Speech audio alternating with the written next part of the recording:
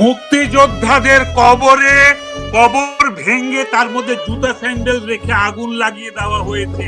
আগুন লাগিয়েছে এই এই ক্ষমতা দখলকারী সরকার এবং তাদের ক্যাডাররা। আপনি আর কি শুনতে চান?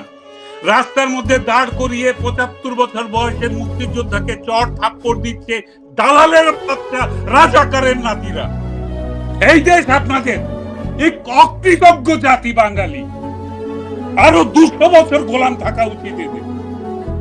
যান পাকিস্তানি প্রভুদেরকে ডেকে নিয়ে আসেন, গোলামি করেন আরেকবার, বুঝবেন স্বাধীনতা কাকে বলে, কারা স্বাধীনতার জন্য যুদ্ধ করেছিল। রাস্তায় ইট পাটকেল মেরে আর হিজবুত তাহরির বুলেট দিয়ে আমেরিকান চক্রান্তে ক্ষমতা দখল করা যায়, দেশ স্বাধীন করা যায় না।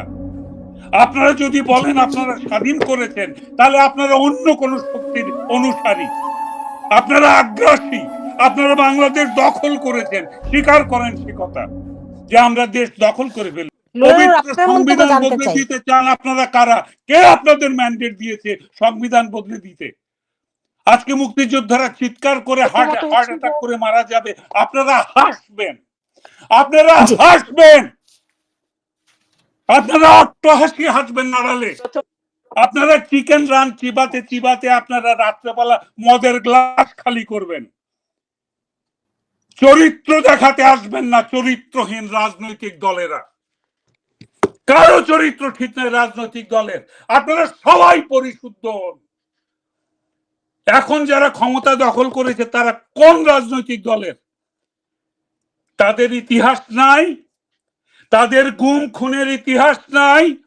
আমাদের বুদ্ধিজীবীদের, আমাদের অভিভাবকদের ঘর থেকে তুলে নিয়ে গিয়ে 14ই ডিসেম্বর এক রাত্রে শত শত বুদ্ধিজীবীকে হত্যা করার ইতিহাস আমরা ভুলে গেছি। কারা করেছে আমরা জানি না। আপনারাই তো ক্ষমতা দখল করেছেন এবং যারা ক্ষমতা দখল করেছে তাদের পদলেহন করছেন আপনারা।